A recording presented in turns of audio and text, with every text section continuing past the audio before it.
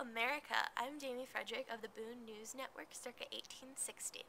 We've had quite the interesting year this year, and the presidential election kicked it off.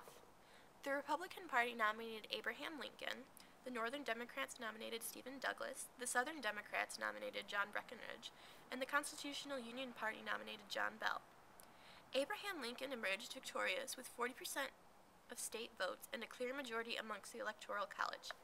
Quite ominously, President Lincoln did not acquire any Southern state votes. Congress's main goal was to prevent secession amongst the feuding states. John Crittenden and the Committee of 13 drafted the Crittenden Compromise. This compromise was intended to prevent war and subdue Southern hostility. It reestablished the 3630 line from the Missouri Compromise, recognized that Congress was not allowed to prohibit slavery within legal slave states, and prohibited Congress from banning the transportation of slaves to legal slave states. Southerners favored this proposal, as did many Northern businessmen who believed that a Southern secession would immensely damage Wall Street and the entire American economy.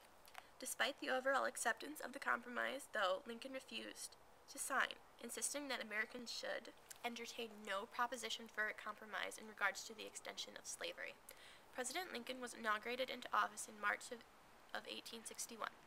The Confederacy fired the first shot at Union soldiers at Fort Sumter in April of 1861. As of now, President Lincoln is declaring war on the Confederacy of the United States. The Civil War has begun. We have our very own Miss Jamie with President Lincoln himself for further discussion. Jamie? Hi, I'm Jamie for the Boone News Network, and I'm here with Abraham Lincoln, candidate for the presidency of the United States of America for 1860. How are you, Mr. Lincoln? Hello, it's nice to be here. Alright, let's start off, shall we? What do you think about the Southern Democrats' idea to expand slavery into new territories such as Cuba? I believe that right now this issue over slavery is tearing our country apart. We can no longer have a divide between the North, who want an end to slavery, and the South, who want to promote and expand it. I am not going to say that I am an abolitionist, but if the expansion of slavery into new territories will cause greater divide, then I am firmly against it. Now tell me, Lincoln, how do you intend to prevent slavery if you do win the election? I intend to prevent slavery by doing everything possible to stop it from spreading. I will take whatever measures necessary to make sure that our country does not divide any further. If that means eventually putting an end to slavery, then that is what we need to do. Why did you decide not to campaign across the country as your opponents did? I decided to stay in my hometown of Springfield, Illinois, because I am very fond of my homeland.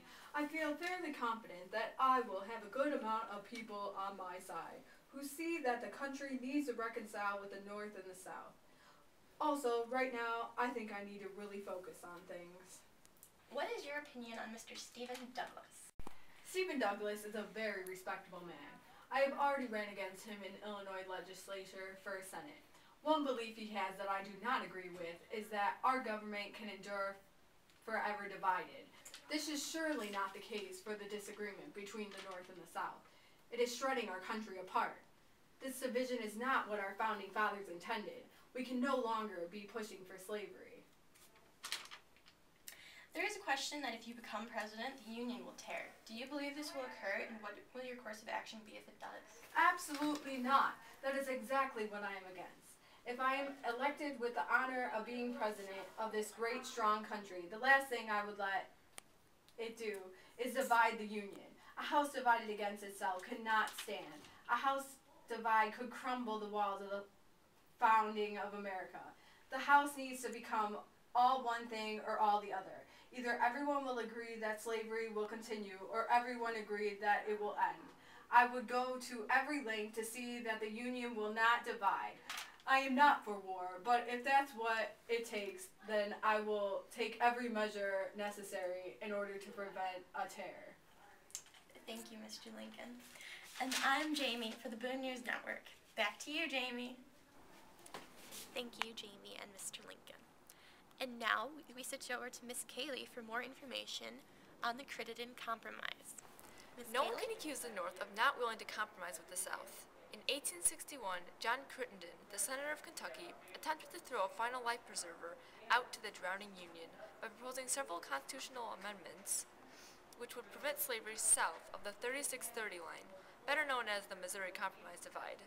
From the looks of a pro- or anti-slavery moderate, this proposition, dubbed the Crittenden Compromise, appeared to appease both sides because of its admittance to slavery south of the line and prohibition north of the line.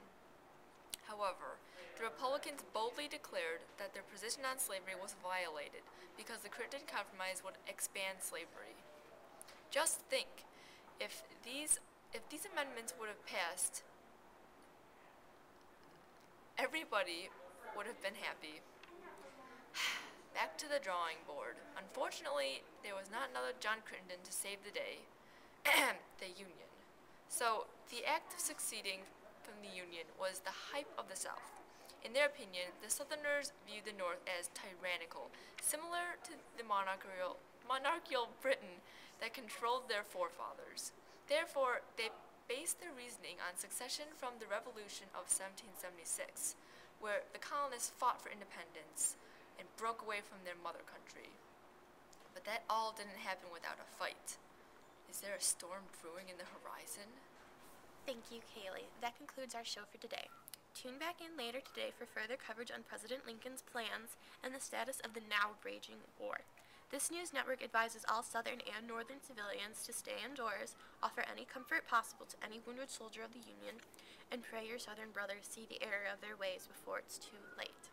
I'm Jamie Fredrick of the Boone News Network signing off. Stay safe, America.